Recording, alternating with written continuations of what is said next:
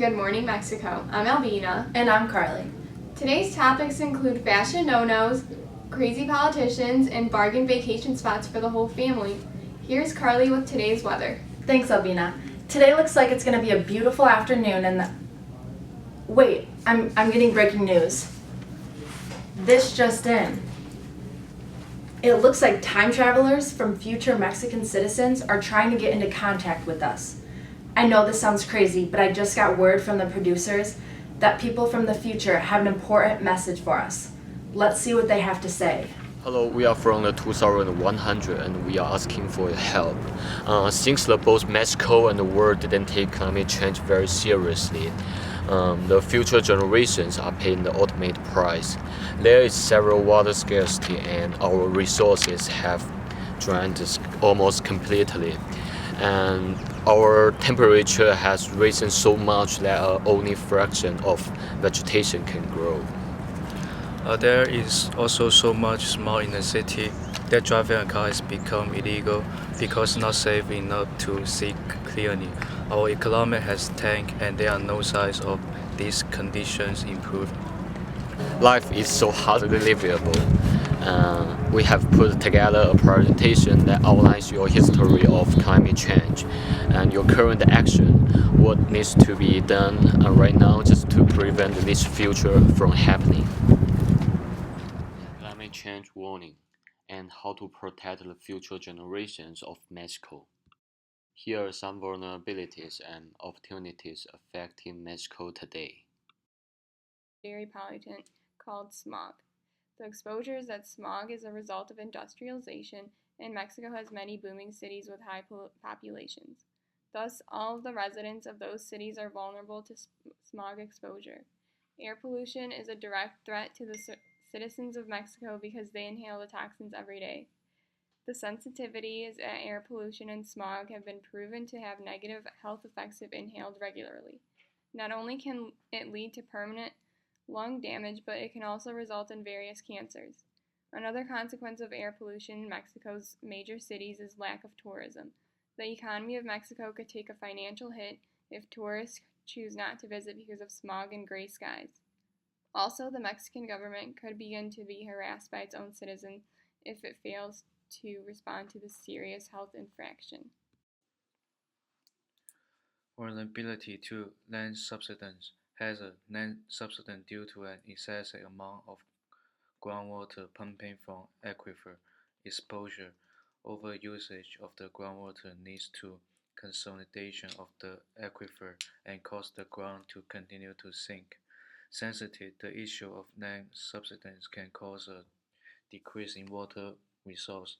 This can also increase the risk of flood and water contamination, which can endanger human life and result in financial burden for the environment.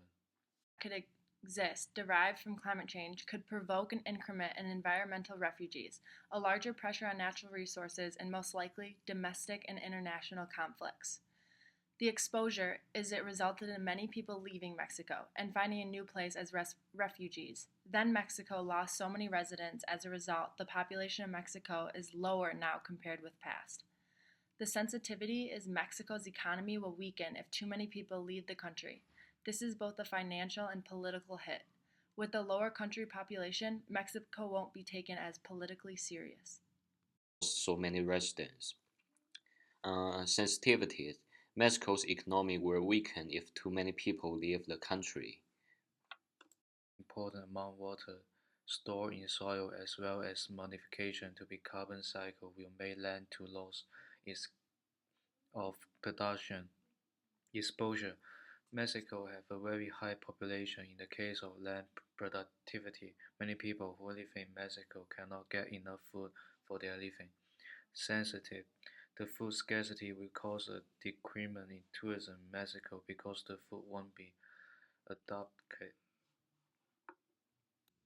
The sixth vulnerability is an increase in natural disasters.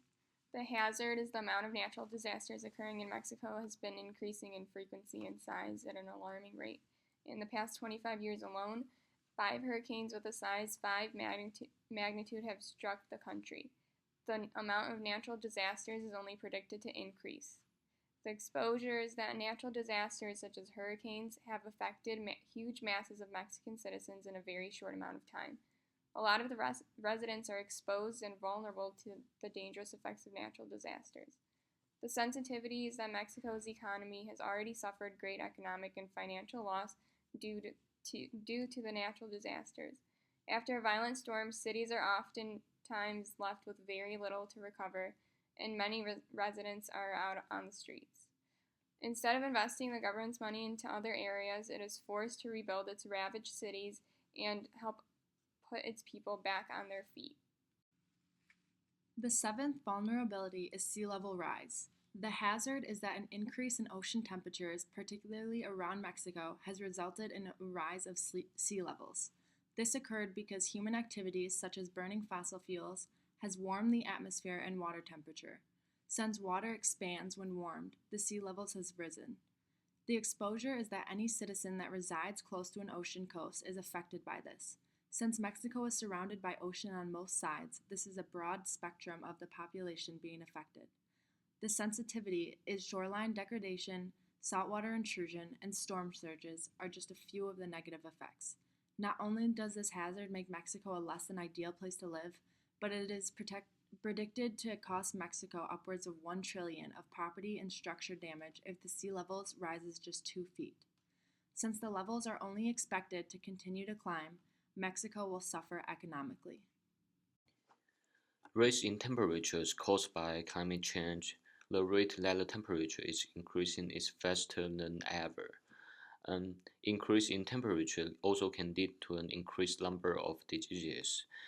About the sensitivities, this can disrupt economic activities, mainly in agriculture, fishing, livestock, forestry, and tourism. And it also can lead to a disruption of production, which caused further food scarcity and water shortage for human consumption. Opportunity 1. New business. Ecological change. Effort to stop climate change in Mexico introduced many new business.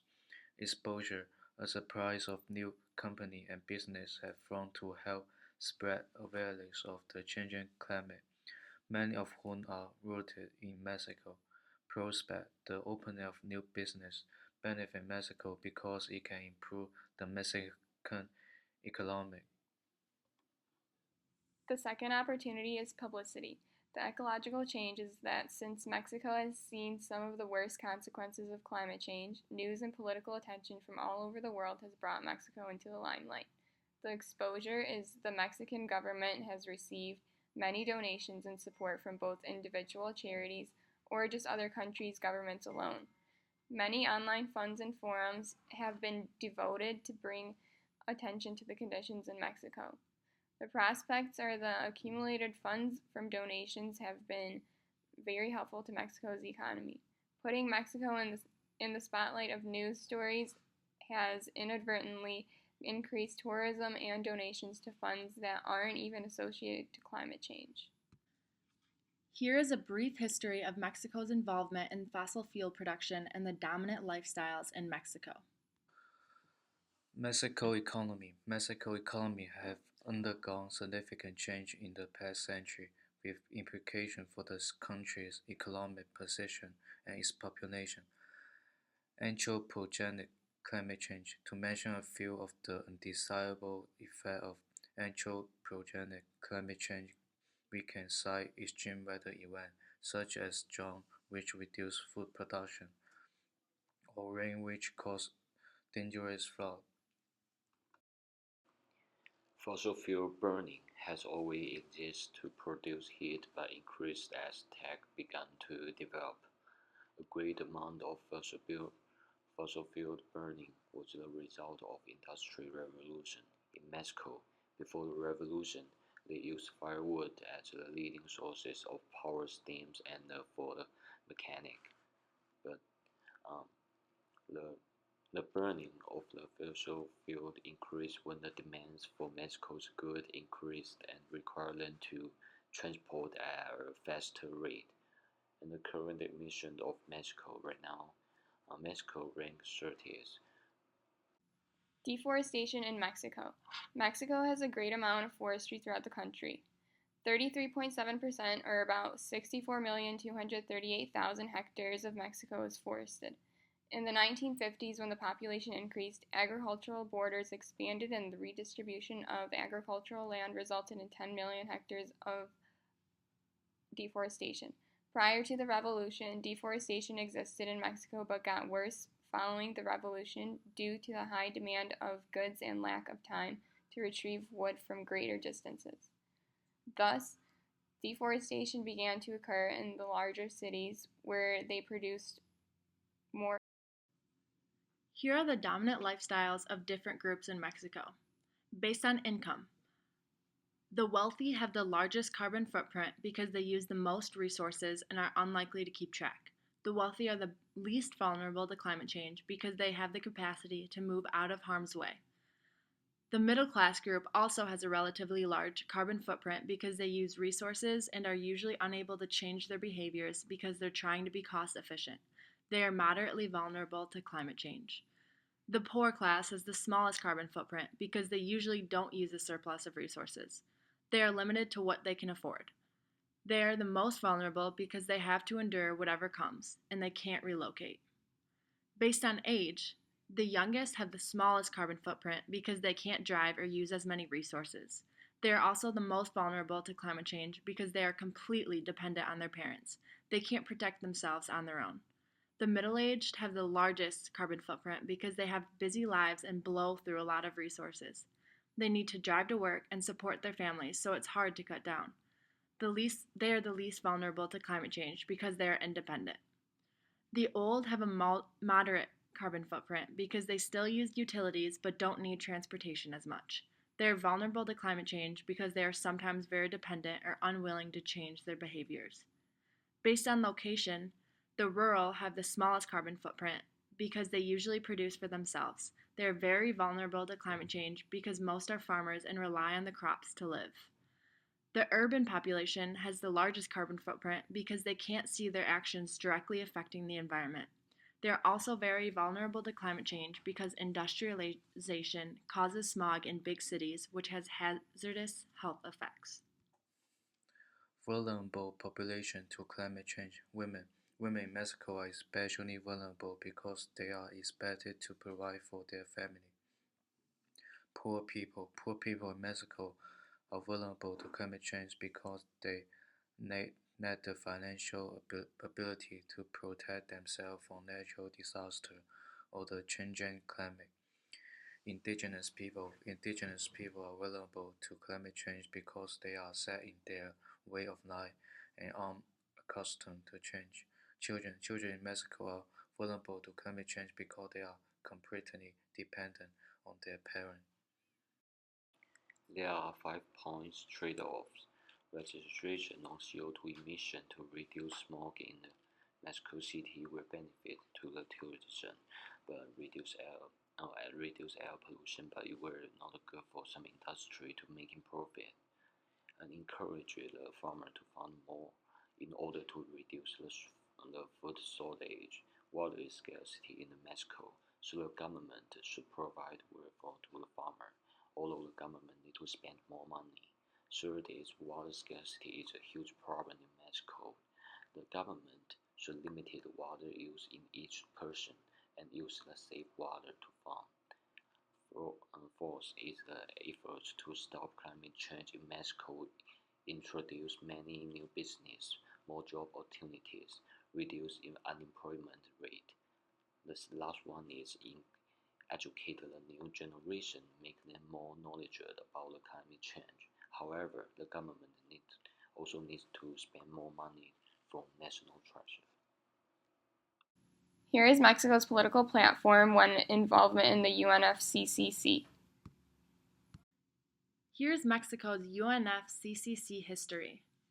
Mexico got involved with the UNFCCC on June 13, 1992. How? Mexico was during the first national communication for the United Framework Convention on Climate Change. It happened on December 9, 1997, and Mexico joined the UNFCCC as a framework for international cooperation to combat climate change by limiting average global temperature increases and the resulting climate change. and coping with impacts that were, by then, inevitable. First Communication of Mexico. The first National Communication of Mexico was submitted to the UNFCCC in 1997. With this first national communication, Mexico fulfilled its commitment and ratified its support of the United Nations Framework Convention on Climate Change. Example 2 of Mexico's involvement and political platform is Mexico joined the UNFCCC on March 11, 1993. Mexico agreed to join the fight to combat the climate change, and there was no condition attached. Form is when Mexico signs the Kyoto Protocol. Mexico officially signed the Kyoto Protocol into their national policy in February of 2005. This was a substantial turning point for the Mexican government because the country expressed that it was willing to legally bound to its emission reduction goals.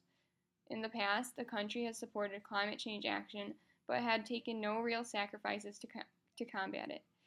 This signature meant that Mexico was in it for more than just politics. The country would sacrifice economic growth to help be part of the climate change fight. Mexico's reduction commitment was to reduce 25% of its greenhouse gases and short-lived climate pollutants by the year 2030. Mexico also took the initiative to act on its own and help assist companies to reduce their greenhouse gases. The fourth example of Mexico's involvement in political platform was the Cancun Climate Change Conference. The government of Mexico hosted the Conference of the Parties for the UNFCCC in November of 2010. Many countries feared that the meeting would fall through and that the Mexican government wasn't capable of successfully hosting such a large-scale event.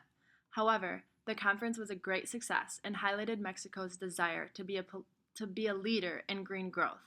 It was a turning point for Mexico's political platform because they were now considered to be one of the powerful forces among the UNFCCC.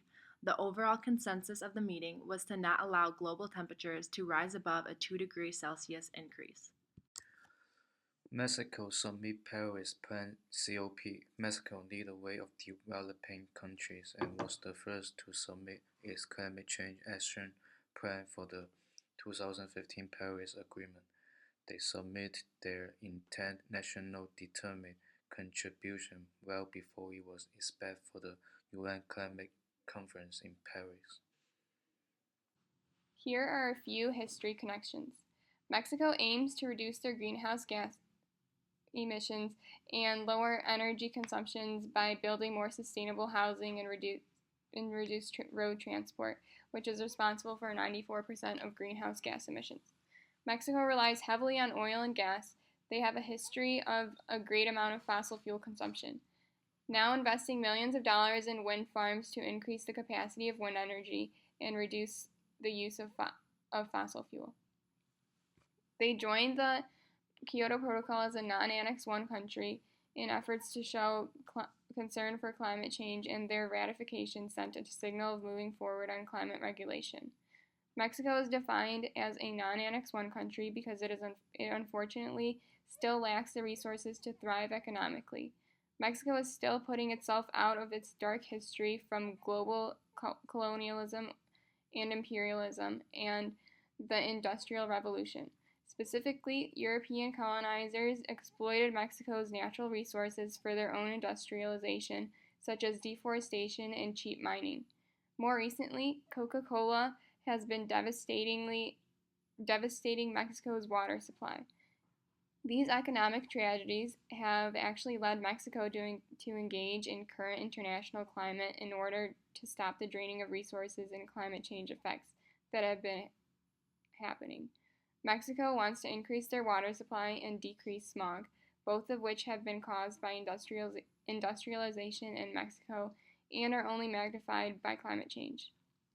Another history connection is that Mexico began taking nationally appropriate mitigation actions as a developing country that incorporates their own social, economic, and environmental priorities into their climate change efforts.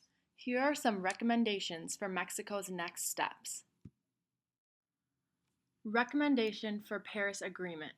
Mexico should propose at the next UNFCCC convention that each country in the Paris Agreement cuts its emission levels 10% by the year 2025. Equitable mitigation and adaptation is where a country's climate change measures are contingent on what it can afford to do financially and economically. It also means taking into consideration how much industry a country has so that its target emission levels are realistic given the current ones. Specifically, the way to distribute responsibility evenly is to look at every country's current emission levels and set their target one by taking a 10% decrease from where they're currently at. This is fair because everyone at the same emission level reduction ratio, and it will impact each country's economy similarly. Funding for climate change research should also be achieved by asking each country for the same percentage of money based on their economy, so one that is financially better off will subsequently pay more money. Because smog accumulation in the major cities of Mexico has been a pressing issue for the past decade, since an increase in smog were not only harmful for the climate, but also bad for the Mexican economy. So our recommendation is government should invest in finding a new alternatives to fossil fuels. Why Mexico has engaged this way? First, Mexico joined the UNFCCC to help ease the climate change and reduce greenhouse gas emission. The second, it is a goal trend to join together to control the climate change. Third, is the climate change become an issue of concern to Ministry of Transport, Energy and Social Development. The Mexico decided to ratify the Tokyo Protocol in order to favor the Environment Ministry. The fifth is the Cancun Agreement established a so-called Green Climate Fund to deliver financing for mitigation and adaptation. Our recommendation 1 is cost-benefit analysis. It is important to make sure the amount of money being invested in fossil fuel is realistic. Allocating 25% of a nation's budget towards research is obviously not reasonable. What may be more attainable goal is about 0.5% of national budget. It will be cost and risky investment, but the benefit of developing a clean sources of energy will be outweigh the cost in the long run. So the Mexican economic should flourish, and if the smog it decreased because of the city will once again attach many tourists. Socially, Mexico will make huge political gains if it develops a solution to fossil fuel burning before other major countries would be considered a vital player in the fight against climate change. How the vulnerable populations will be affected by the first recommendation. The women will have no direct impact due to finding alternatives to fossil fuels. The indigenous people are set in their way of life and aren't accustomed to change, so they will suffer from a transitional period. It'll cost a lot to build facilities for renewable energy such as solar or wind energy. However, in the long run, it could benefit the indigenous people if the alternative energy technology is mature. The poor people will be affected if the new resources of energy, because the new resources of energy will cost more than fossil fuel, so it doesn't come cheap and they will lack the financial ability to use the energy. The second recommendation is to reduce the amount of energy usage. Mexico can benefit from saving energy. There are many ways that this can be done, both individually by the citizens of Mexico and by the government. People living in Mexico should start saving energy by recycling, saving power, and being aware of climate change. Mexican government should focus on the individual households and encourage them to save money and use it efficiently. They should also continue to use renewable energy resources. Renewable energy resources are sustainable resources that are available at a low cost for a long term and can be used without negative effects. Such resources include biomass, hydropower, geothermal, solar, wind, and marine energies. Cost-benefit analysis. Saving energy can be very beneficial to Mexico's economy, especially continuing to use the renewable energy source will cause a decrease in production costs as a result of accelerated development in technology and increase in green equipment manufacturing.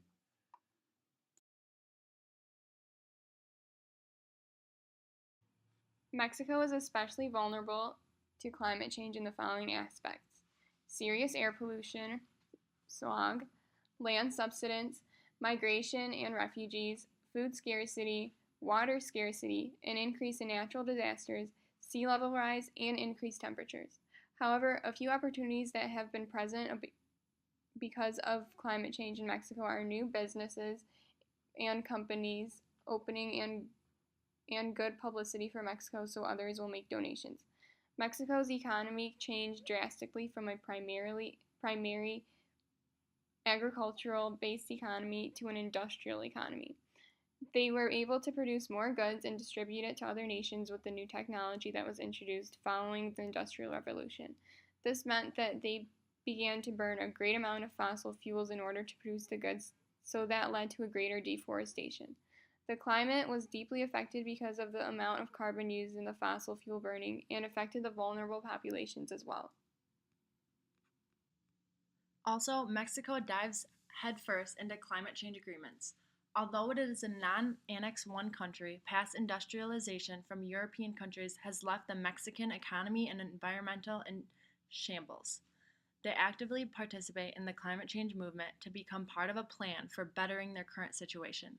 A few events that highlights Mexico's political involvement in climate change are when Mexico joined the UNFCCC, signed the Kyoto Protocol, hosted the Cancun Climate Change Conference, and submitted its action plan for the Paris Agreement early.